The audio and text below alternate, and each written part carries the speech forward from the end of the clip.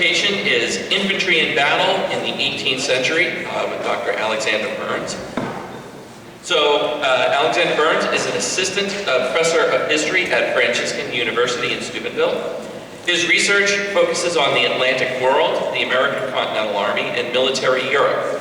Alex's first major publication, The Changing Face of Old Regime Warfare, was an edited Festschrift. Thank you, sorry about that. For his mentor, Christopher Duffy, who, of course, many of you have read his book, The Military Experience in the Age of Reason. Mind-blowing. His first authored book, Infantry in Battle, 1733 to 1783, shows how 18th century common soldiers fought in surprisingly flexible ways.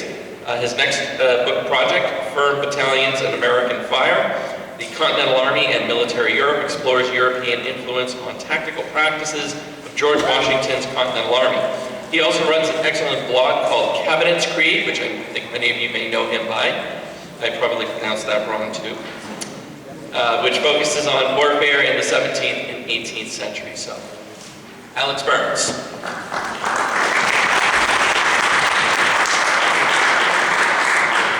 Thanks so much, Jim. It's great to be here with you all. This is, as Jim noted, I'm a professor at a small Catholic college in Eastern Ohio.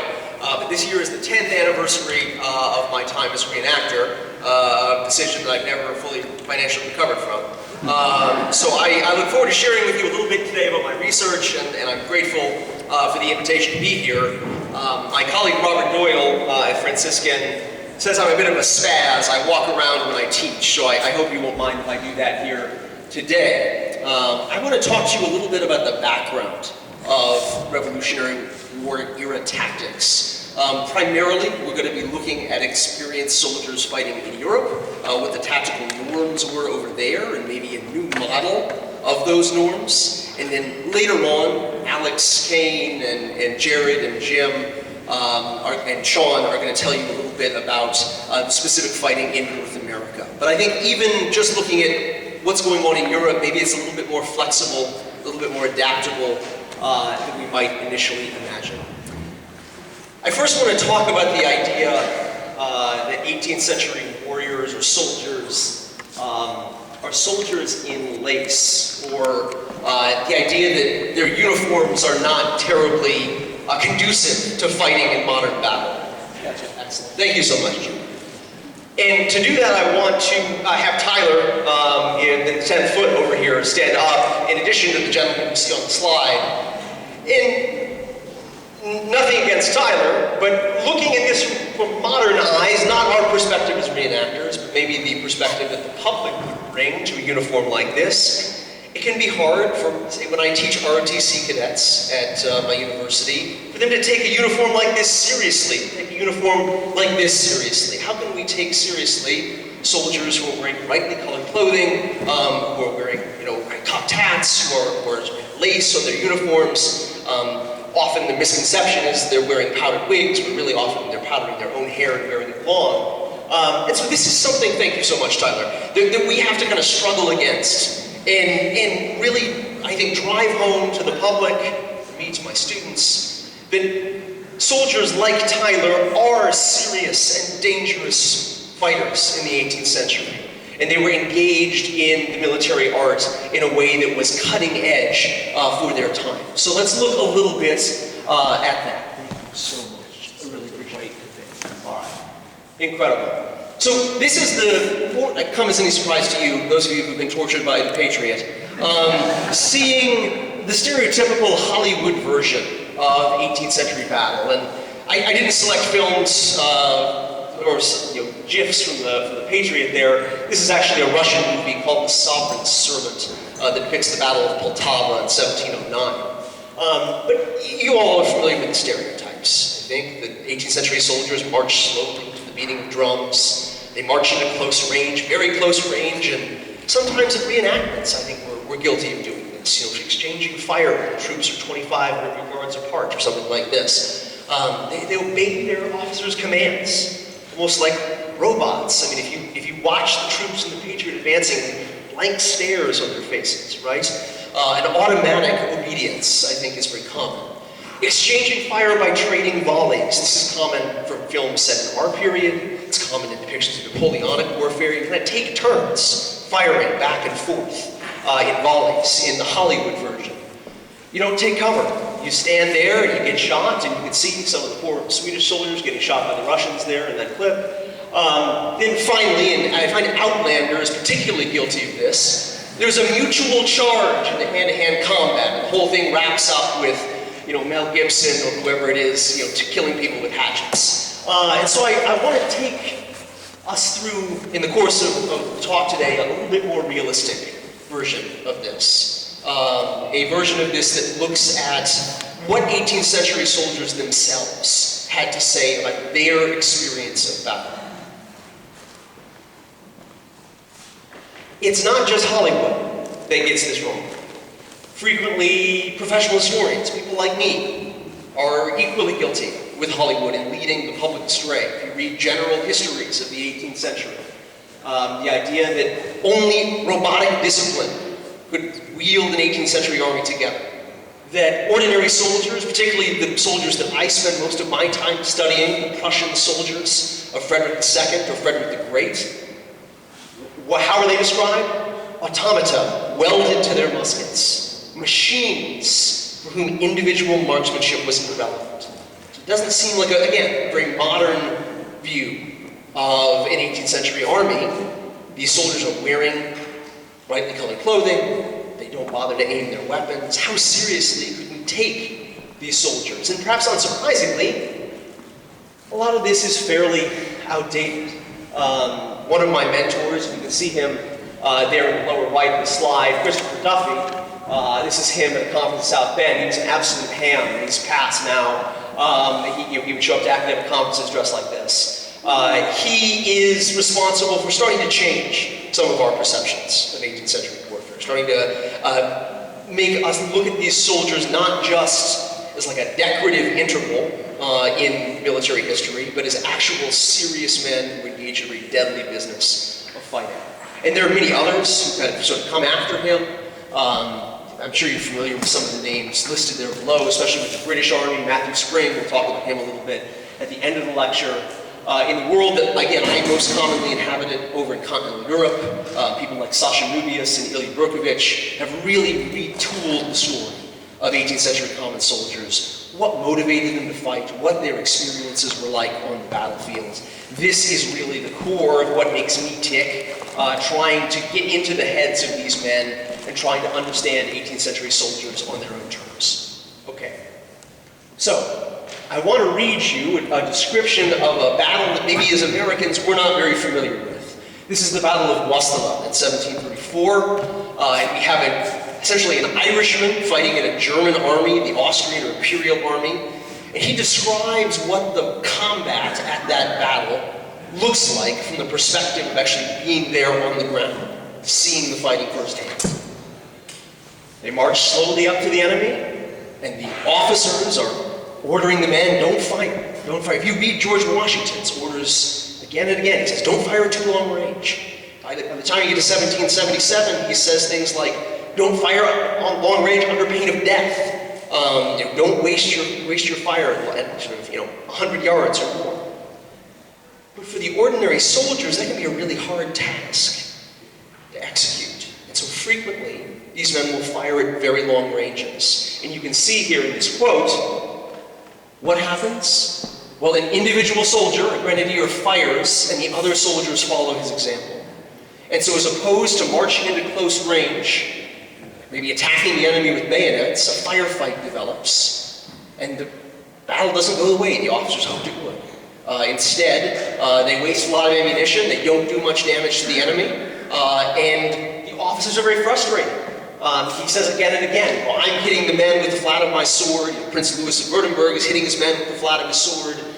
It's a very antagonistic relationship in some ways between these 18th century soldiers and their officers. And so, in the course of my dissertation research, in the archives over in Europe and archives here in America, reading letters like this again and again, I started to try and identify what I thought were the key features of 18th century warfare from the perspective of these men who took part. And so as opposed to being robots who would simply do whatever their officers commanded, these men thought about whether or not to follow orders. They thought about whether or not to fire at maybe a greater distance than their officers wanted. The accounts of soldiers ripping their muskets from the shoulder and opening fire at a greater range are ubiquitous throughout these archival documents in the 18th centuries. Likewise, they frequently aim their muskets at the enemy. They're not just sort of firing blindly. They're not robots who are, in the quotes from Manuel Miranda, that, individual marksmanship is irrelevant. These are men who take aim. And frequently, again, maybe the public will hear, well, muskets in the 18th century don't have sights. Well, the British musket may not have a great sight. I mean, the bayonet lug is the sight. But if you go into the back room here and you see the Charleville that's in the display case, it has a front sight on the end. And a lot of 18th century muskets do. Don has written about how soldiers would file back sights into their muskets. So just because they don't have great sights doesn't mean they aren't always aiming. They fight as skirmishers. They're firing at will, without waiting for words of command, frequently firing by volleys or engaged in alternative fire like platoon firing. That doesn't really happen very often. They're firing at longer ranges that are making George Washington want to tear his hair out at times. Frequently they run on the battlefield. They're not marching slowly, robotically, and Matthew Spring has written a lot about this in reference to the British Army, so I won't get too much into it now. They take cover. And above all, they don't like fighting in melee. It's a really difficult task to run up to someone and stab an 18-inch long bayonet into them. And so psychologically, it's a lot easier to fire at a longer range. Men prefer to fight like this when they can. All right, let's go through these in a little bit of detail. First of all, aiming. Sometimes my undergraduate students, maybe you remember I teach in a small town called Steubenville. I can't guess who the mascot is at my university. The myth is Steuben comes over and trains us to aim. Take aim is in the regulations, right? And so before then, supposedly, the myth goes, that European soldiers didn't aim. And if there's an army in the 18th century that is really guilty of being kind of robotic in how it fights, I would say it is the Prussian army. But right here, in the Prussian infantry regulations from 1750, you have the king of Prussia, Frederick II, writing, the officers have to make sure the men are aiming carefully. They're looking fully into their fire. When they're taking aim, they're dropping their heads a little so they can carefully see their target. This is nothing new, really. The command present or level doesn't mean that the soldiers aren't individually taking aim. It's a different word, it's not take aim, but it does not mean that common soldiers were not expected to aim on the battlefield. Likewise, of course, in a place like Boston, you all know, I'm sure, the soldiers engaged in a lot of target practice. Shooting at marks is a really common practice in the 18th century. Frederick Mackenzie in the Royal Welsh Fusiliers describes shooting at targets out in Boston Harbor that are on buoys, kind of moving up and down in the water. So it's very easy to kind of learn how to lead a moving target for these men who are shooting at marks, practicing their marksmanship. These are orders from General Riedesel, kind of transmitting stuff from Governor Carleton up in Canada. Each company is designing a target of their own, and I didn't reproduce the whole quote, but essentially the best few shots in each company of men get a cash prize. So individual marksmanship is absolutely prized, not just by the Americans, but by most 18th century European armies. These sort of men are aiming at their targets, or at least they're taught to do so. I think in some ways this is the core of what I add to the literature in my book. That idea of trading volleys back and forth. One side fires, they reload, the other side fires. Frequently, fire control breaks down on these battlefields. And officers lament, this is Johann Gottfried Hoyer, a German officer from the late 18th century. He says, it's a shame we couldn't build what he calls an unfeeling shooting machine. Isn't that a crazy way of thinking about it? We couldn't build a robotic soldier. And so instead of this, what we find is the soldiers engage in what Hoyer calls Placofeuer, which is essentially, as soon as the men have loaded their guns, not waiting for the word words of command, they're opening fire at the enemy as fast as they possibly can. This is really how 18th century battle was fought. All 18th century armies, George Washington's orders of the day, complain about this incessantly. The soldiers don't wait for the words of command.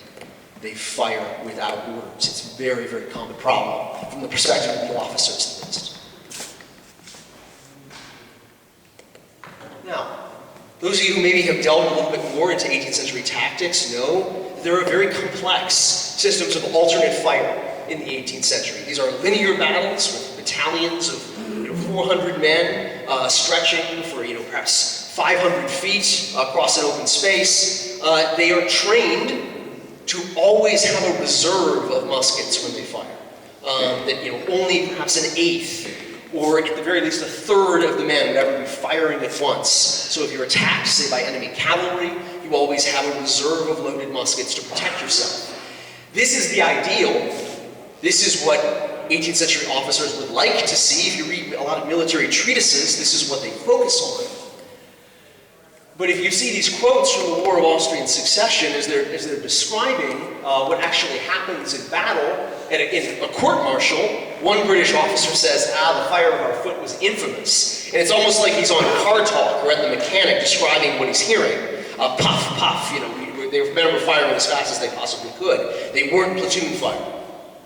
Likewise, at the Battle of Fontenoy in 1745, a more senior British officer is kind of riding the lines behind his battalion, and a battalion grade officer turns to him and says, well, how should we engage the enemy? Should we fire by platoons? Should we fire by ranks? What should we do? And the more experienced senior officer kind of looks at him and says, well, I'd be happy if you could do either, but I've never seen that happen except in our reviews. So he's kind of acknowledging that these more complex systems of alternate fire, that's something we do in practice. That's not something that actually happens much on the actual battlefield.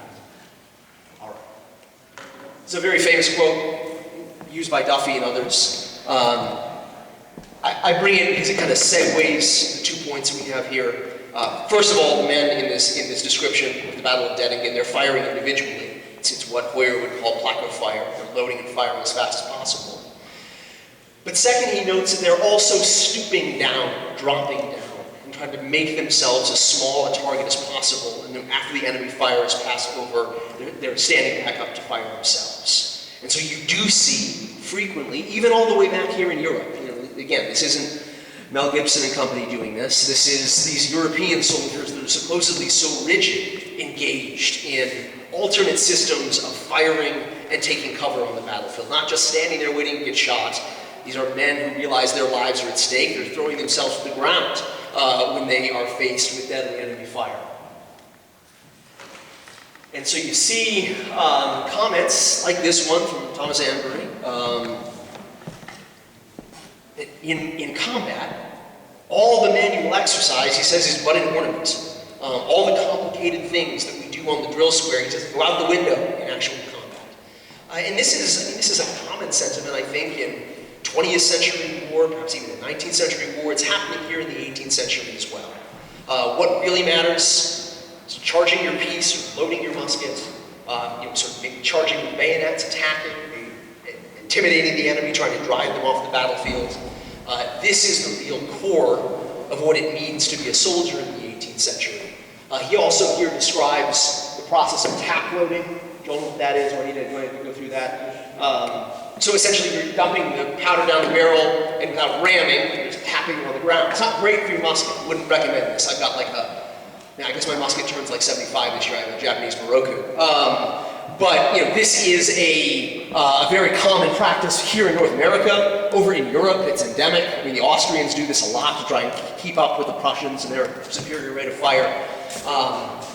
Again, maybe combat looks a little bit different than the drill square. Okay, so let's talk a little bit about taking cover on the battlefield. All throughout the battles that I begin my book in 1730, something we don't really talk about very much. The War of Polish Succession. It's not a very common war for us to think about, especially here in America, to some extent because the Redcoats aren't involved, the British aren't involved. And so it's not really part of our national experience. But this is where a lot of those ideas come from. This War of Polish Succession is the first large war in the mid-18th century. And so the ideas that begin there, I think, chart, at least in infantry warfare, all the way through the 18th century. These soldiers, they're essentially crawling. I didn't include this quote, but another German officer, Emmanuel Varneri says, they crawl on their bellies and after the manner of Croats here at Parma and Gustola, so they're sort of on the ground, taking fire. I mean, in a modern military context, we say going prone to avoid enemy fire. This is stuff that happens even over here in Europe. And obviously, those of you who study the tactics of the American Revolution in great detail know that this kind of thing is happening in our American Revolution as well. It's an interesting comment from a Scottish soldier describing the regiment that will eventually become Black Watch, the 42nd Highlanders, fighting in a very particular style. That is to say, when they see the enemy getting ready to fire, when they see the enemy getting ready to open up a volley on them, they'll throw themselves to the ground, let the fire pass over, and then spring back up. So you have men who are paying attention, seeing when the enemy's getting ready to fire, and trying to avoid that fire. This is something that 18th century soldiers do a lot, especially when artillery is involved on the battlefield. And so, kind of a similar vein, Samson Staniford, and of course you all know there's the 40th, sort of 2nd Battalion Light Infantry at the Germantown reenactment. He describes an incident at the Battle of Fontenoy where his regiment is coming up on the village, or his battalion is coming up on the village, and they see a battery of heavy cannon. Artillery do most of the casualties in the 18th century, just like they do in more modern wars. A canister, especially over in Europe, kills more soldiers than any other type of projectile. And so in the face of this, oncoming death, Samson Staniford says, when the officer said, yeah, get down. So the men throw themselves to the ground to try and avoid getting hit by canister shot from this French battery. Now, despite that, he notes it's not a foolproof solution. Men get killed even when you're trying to take cover. And so after this discharge passes over, the men rise back up, continue their advance, and he notes so continuing to keep up their own fire. Some other thoughts. Corporal Todd, a British diarist from the 7 Years' War, the French and Indian War, describes an amphibious descent on the French coast. So they're on ships, almost like a D-Day situation of getting off the ships into rowboats, rowing into a French port. They then get out of the rowboats, they get onto the shore, and then they lie down on the beach so the naval artillery can fire over their own heads. Firing, sort of getting small or laying down on the battlefield, not just something that can preserve you from enemy fire, but perhaps from friendly fire as well. Finally, you see here John Knox's description of a fight with the 47th. Again, we were engaged in a firefight and we were ordered to lie down. So it's again, especially in the British Army, it's a very common tactical response all throughout the 18th century, from the 1740s on to the American War that we know so well here in the United States. But sort of on that point, fighting in the Caribbean with the 4th Regiment Foot, not only are British soldiers ordered to lie down, they're ordered to sort of make small earthworks for themselves, build cover in front of themselves, almost like you might sort of see in later Civil War battles in 1864 and 1865. You're not only sort of making yourself a small target, you're trying to put something between yourself and the enemy, because you don't have concealment, you also have cover. And that brings us to the image that I started with, and those of you who bought my book this morning, you know this is the cover of my book as well. It's Xavier Delegata's image of the Battle of Germantown. This is not an image that's greatly beloved by the museum folks there at the Chew House in Philadelphia today. They don't like the image because if you look at it, it doesn't look much like the Chew House. The image, the building that Xavier Delegata paints doesn't look a lot like the Chew House. And they're not wrong about that. It looks like an Italian house. It's an Italian artist.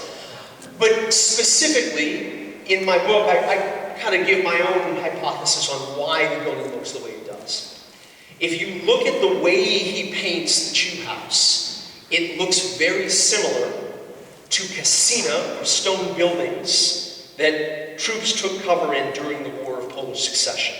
And some of the best battle painters at that point in the 18th century, people like Hyacinth de la Peña, in the sort of court museum in Torino today in Italy, you can see some of his paintings of those battlefields. This image, troops being inside this building, the building is almost a carbon copy of those paintings. So I think to some extent, Xavier Delegate is like, well, I got troops going into a building, I'll do what I know, I'll use this painting as an example. That's kind of what's going on here. There are a lot of other wonderful details I'm not going to get into in the interest of time, but particularly the men of the light infantry sort of firing from the fence line there. We know from General Sullivan's descriptions of the Battle of Germantown, they're fighting from every fence, from every stone wall. This is one of the reasons why it's so difficult for the Americans to dislodge the British as they're fighting their way through the village of Germantown. Okay, good. That's taking cover. Moving on a little bit, let's talk about running on the battlefield, moving at greater speed than we normally think of 18th century soldiers. Now, those of you who've read Matt Spring's With Zeal and Bayonets Only, this should come to no surprise. But even in other European armies fighting in Europe, we see men moving at a greater speed on the battlefield. We see men describing things like, how are they moving? They were running as in a race in the battles of the War of Polar Succession, trying to get to the endangered part of the battlefield as fast as possible. At the Battle of Prague in 1757, the fight between the Prussians and the Austrians, we see a comment from a Fusilier regiment where they say, yeah, we were supposed to arrive at this part of the line at a particular moment, but we got stuck behind some fish ponds and a dam. And so as a result, we had to run in order to get to the right spot of the battle line at the right time. And you notice kind of sheepishly, he says, the regiment was not in perfect order. This is an officer saying this. He would like the regiment to be firmly under control. You see almost that exact language describing from Lieutenant Du Bois at the Battle of the Courthouse, the Montbosa regiment. You see, the regiment, we were moving quickly. The regiment wasn't exactly in perfect order. So these officers are kind of acknowledging this is the reality. Maybe it doesn't look exactly like the drill square. We're doing the best we can. Johann Jakob Dominicus, a Prussian musketeer in the 9th Regiment of Frederick's army, describes the Battle of Künnersdorf in 1759 and says, we were targeted by enemy artillery. And so what's the response? We have to run with energy in order to get out of the line of fire and sort of get under the enemy guns where they can't target us. So again, these are Prussians. These are the supposed ideal robotic troops in the 18th century. They're running on the battlefield to avoid being shot by things like canister. I think it's a very natural response from both the officers and the men. Okay. Now, another point that I'll kind of close with here, or sort of move directly into the American War of Independence, is soldiers respond to the shock and stress of battle in a really modern ways that we would probably look at today, or not we, but psychologists would look at today and say that maybe this looks like a little bit like PTSD.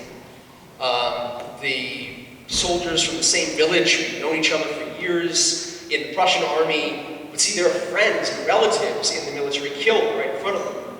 A letter from the Battle of Prague in 1757 describes how there was a man of the regiment that the author knew, whose name was Krumpholz. He was hit by a round shot.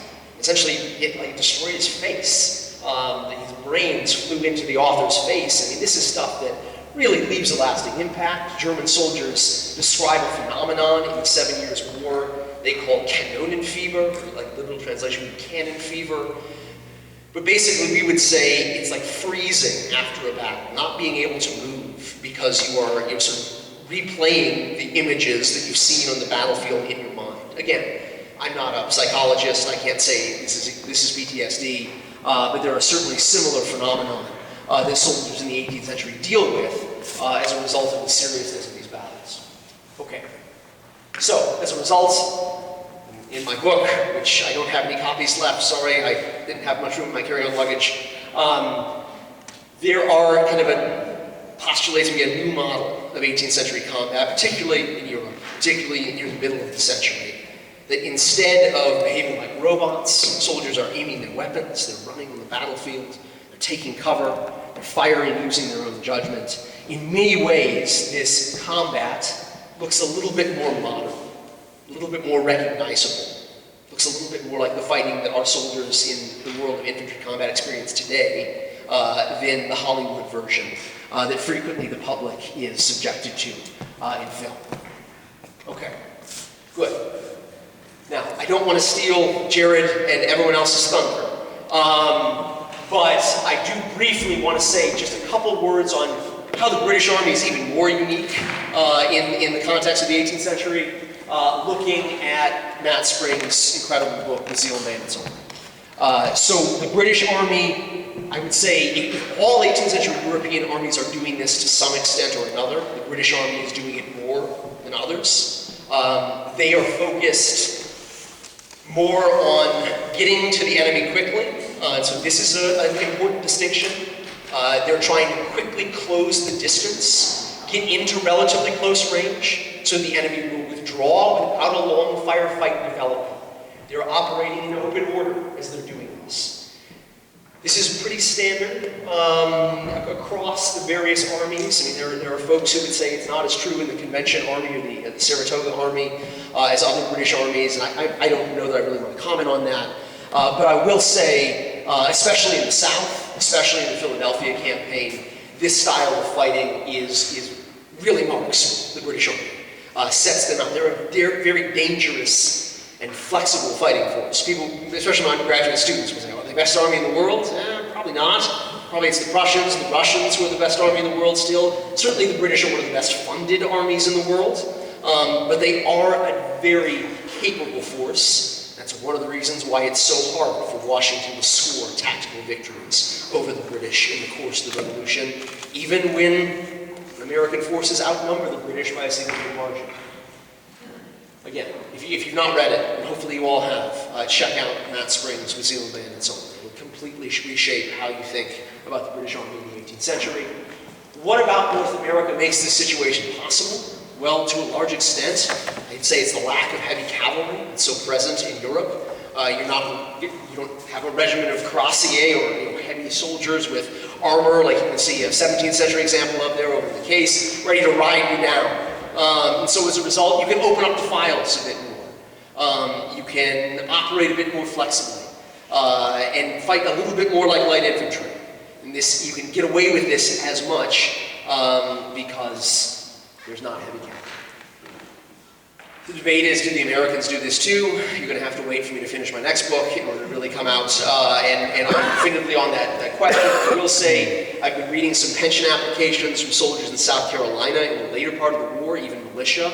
They do say we're operating in open order with trailed arms, so similar to the British gentleman in the last painting. And I skipped over John Rees. I was going to point him out as I went by. But okay, so I think that's probably about where I'll leave it. Just maybe a few more thoughts here. The British, unlike a lot of 18th century armies, are trying to scare the enemy as they're going into combat. They're cheering, they're shouting, they're sort of giving a halloo to the enemy as they're coming in. This is designed to intimidate the American forces, get them to withdraw off the battlefield.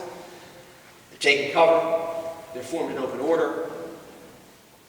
And I think two quotes kind of really encapsulate in my mind just how flexible the British are and why they're doing what they're doing. And these quotes come from a German officer, a Braunschweiger officer, Freiherr Riedesel. And so I'll just real fast here, this is how I'll end. I want to walk through these two quotes describing a skirmish at the end of the Canadian campaign in 1776. And so the brigadier, obviously, is a British general, went to meet the rebels on the road to Montreal and came across their column. He halted and gave orders for one of the English regiments to lie down, and in this position, send one well-placed volley after another at the enemy. I always comment to my undergraduate students who have a more sort of Mel Gibson-oriented view of the American Revolution. It's like they're, the patriot at this point, right? They're the ones in ambush. They're the ones taking cover. It was all the more successful because it was in a dense forest where they met the rebel column. The enemy took flight in the utmost confusion at this unexpected firing and hastened back to the water. But I think really, from my perspective, as more of a mid-18th century historian, the key part of this quote is what comes next for Riedesel. He says, why do they do this? Why are we not necessarily fighting in ways that are quite this flexible? The British are. It's the experience of the French and Indian War. It's the experience that they had fighting against the French in the 1750s and maybe some of the setbacks they suffered at places like Monongahela and even at Carrion. But the English make it one of their chief rules and principles in this country, that's North America, that no maneuvers may ever be carried out in the serried ranks in these districts that are so terribly wooded. They found that out to the cost in the last war against the French in North America, in which they were always unsuccessful at the commencement, until they had taught their men to maneuver with open ranks and to cover themselves by means of trees, after which they were always successful. 18th century soldiers, they're not always obeying their officers. They're thinking, man, how am I going to be able to fight in this battle in a way which will give me the best chance of surviving? And maybe even the officers as well are a little bit more flexible, especially the British ones, than we might give them credit for. Thank you so much for your time and your attention.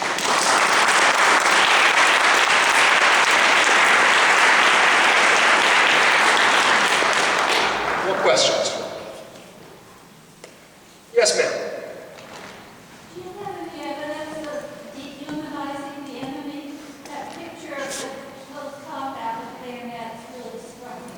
Sure. When you talk about the South warfare, because during World War II, you had real dehumanization in the Vietnam War, and you mentioned that they didn't like their officers. If you remember in the Vietnam War, they would drag their lieutenants right out of West Point because they didn't like them. So do you have any evidence of this dehumanization? So there is at least one example that I've come across of fragging in the 18th century. And if you want, I can talk to you in greater detail after the lecture and maybe give you that reference. But it's in Christopher Duffy's Military Experience in the Age of Reason. Can you repeat her question? Yeah, I'm sorry. So the question is, one, is there dehumanization in 18th century armies? Are they kind of like othering the enemy, hating their opponents to almost like an inhuman degree?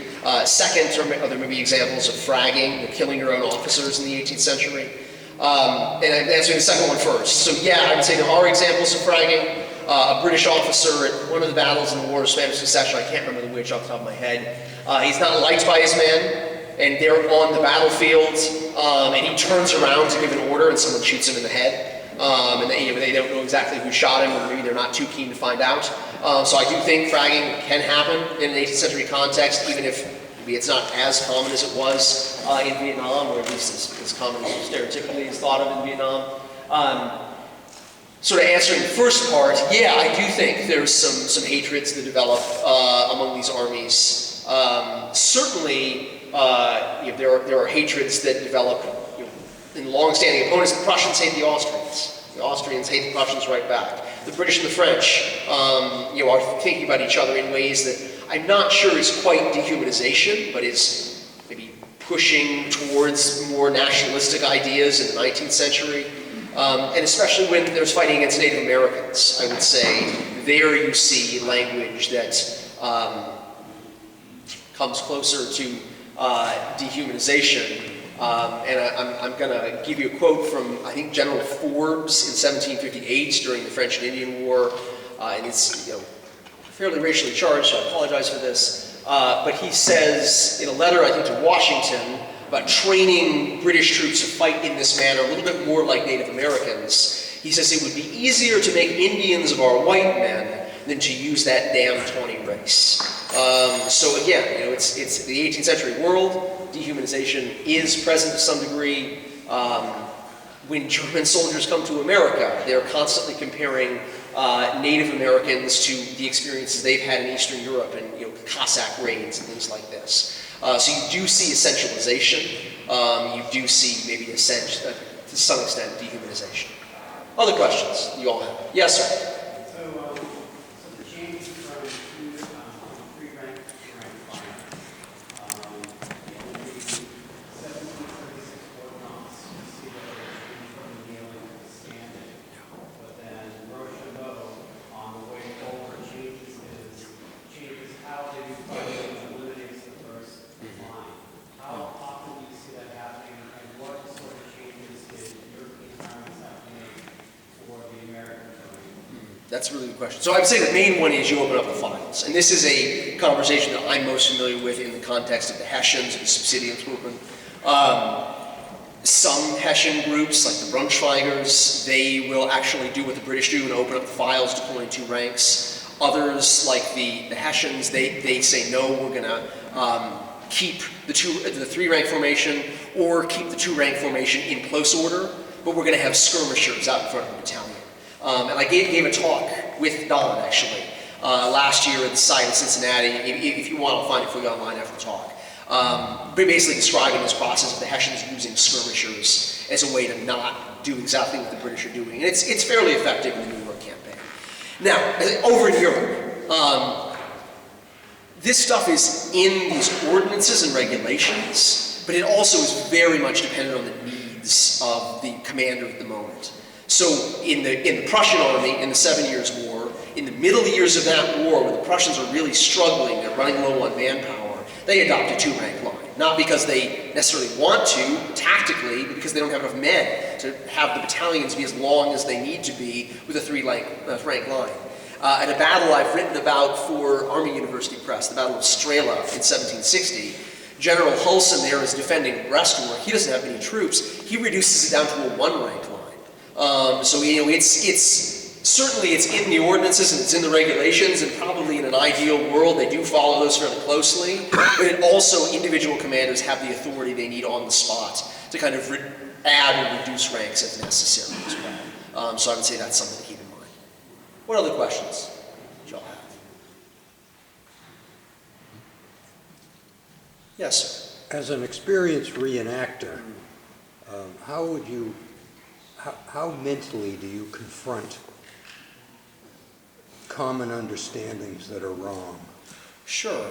Well, probably my university would like me to say with Christ-like love and charity. But sometimes it can be frustrating. Sometimes it can be, when you hear that every semester when I hear my students have the same misconceptions again and again. I think we have to remember, like, whether it's in a professional or a volunteer context or just something we really love, we're doing this for fun, right? We're doing this as a way to educate the public. And so I'm terminally online, my wife tells me, and I'm always on Twitter. And so I took a Twitter poll of, sort of common ideas about how the revolution was fought a few weeks ago. And I put that in the Progressive Revolutionary War Facebook group, if some of you were on there. And I got the very good feedback. Why on earth would people know this? We shouldn't necessarily expect the public to have a detailed level of knowledge about Revolutionary War tactics. And maybe if they're out at a reenactment, that's a good opportunity for us to have that conversation again and again. I will also say, and this is what I said back to the nice lady who was sort of giving me this feedback. A lot of people have an uncle or a grandfather or a nephew who's really into military history. And so if that's going to be the case, I think it's going to be our duty to try and ensure that they are into that military history in the most accurate way possible. And so keeping these things in mind, trying to not necessarily engage someone on every single question, particularly if they're kind of maybe more set in their ways. I'd point them to things to read. I'd say, well, have you read Military Experience in the Age of Reason? Have you read, Matthew Spring's With Steel and Bayonets Only?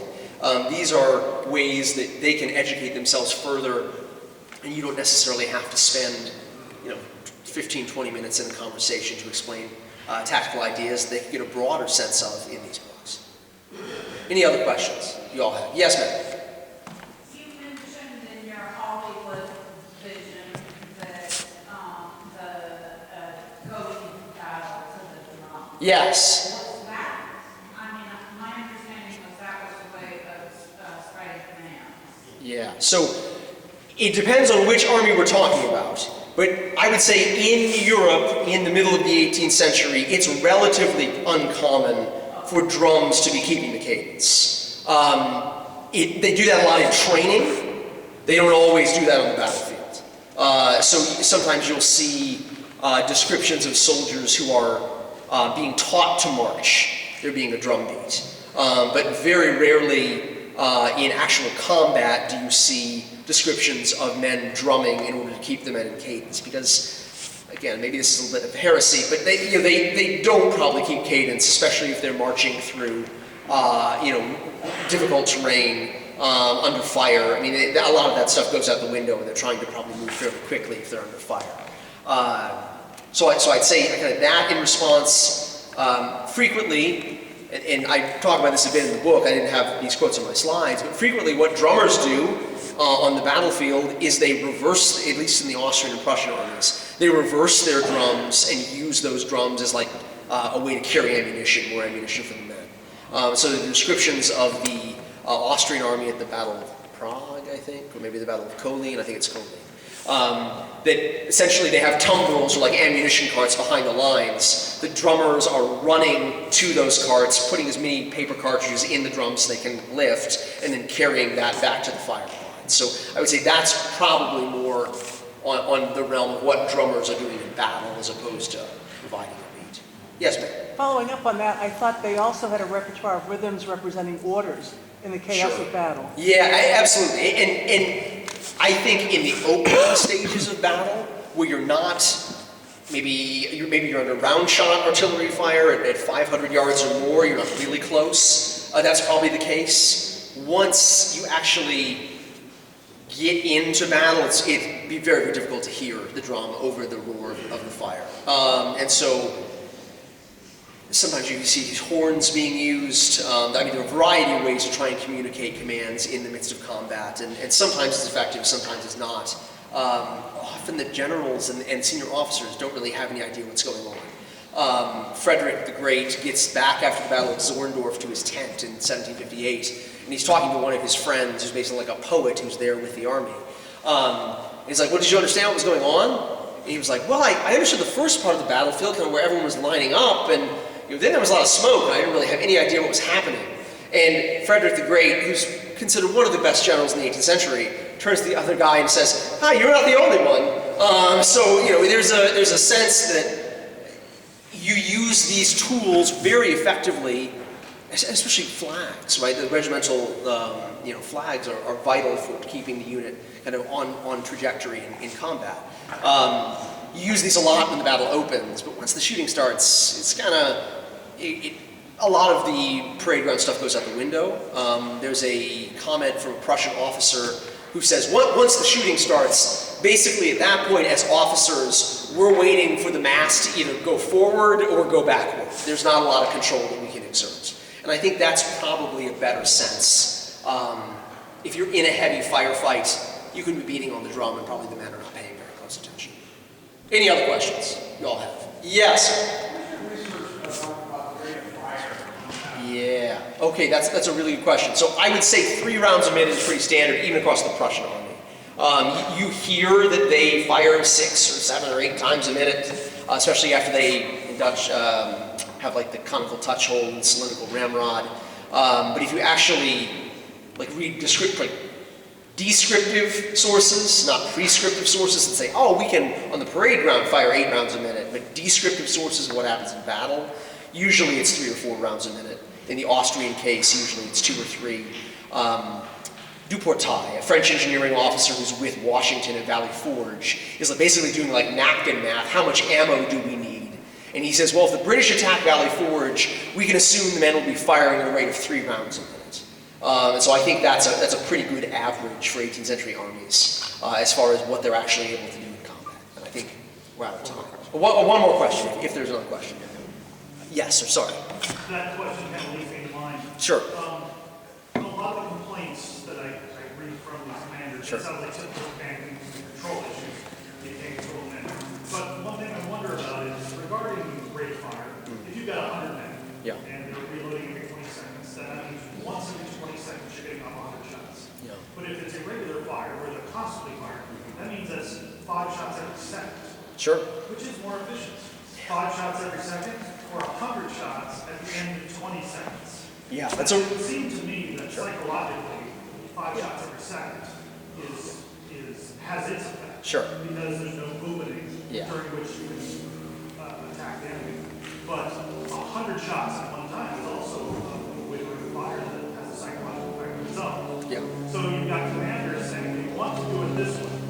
But if throughout history, the troops have not complied and it's a regular fire, do they know that regular fire is more efficient and that's how the troops should function? So here's what I'll say. There are debates about this not just in this period, but going all the way back to the 30 Years' War and earlier conflicts. And my best understanding is, and I'm actually consulting on a video game right now, kind of having this fight with the developer, individual fire, even in the 17th century, the men loading and firing as fast as possible, officers tend to think that's a little more accurate than everyone firing at once. So maybe it does a little bit more damage. But a volley of shots, fire 100, 200, 300 men, if the whole battalion's firing, 500 men firing at one time, that does a huge morale kind of shock to the enemy, especially if it's delivered at close range. And this is Gustavus Adolphus's idea in the 30 Years' War.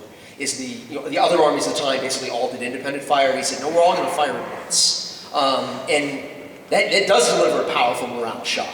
Probably more intense than kind of the slow sputter, or not slow, but a sputtering fire or irregular fire that's delivered over the same span of time. So one, the men can kind of take their aim at a target. They can pick out what they're shooting at. They don't have to think, when is the officer going to give the shot or give the order to fire. But on the other hand, maybe you're not doing as much morale damage. I'll just close with this. Washington in 1777 is written a letter by General Alexander McDougall, Brigadier General Alexander McDougall. And in this letter, McDougall says, well, essentially there are two problems in the army.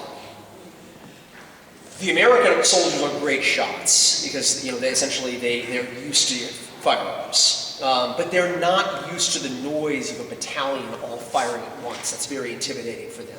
Whereas the soldiers from Europe, they're growing up on near these parade grounds, they're used to the roar of a battalion, but maybe they're not as good at individually, dexterously using the weapon. And so I think you see kind of the conundrum there in that quote, right? One might be, you want to have accurate fire, you want to actually be hitting your target when you're shooting. From another perspective, you want the battle to be over as fast as possible. Maybe you want to deliver that shock to the morale of the enemy by firing a volley. Okay. All right. It's sort of like everything like its trade-offs. Yeah, to some extent, yeah, I would say. There probably are trade-offs here. In an ideal world, you would be firing in platoons and always have a reserve of loaded muskets in case the enemy is coming at you at close range, especially if it's cavalry. And so that's really what officers are striving for, even if they're finding it hard to live up to. Sorry, there is one. Oh, okay. Yeah. This guy. Just to set up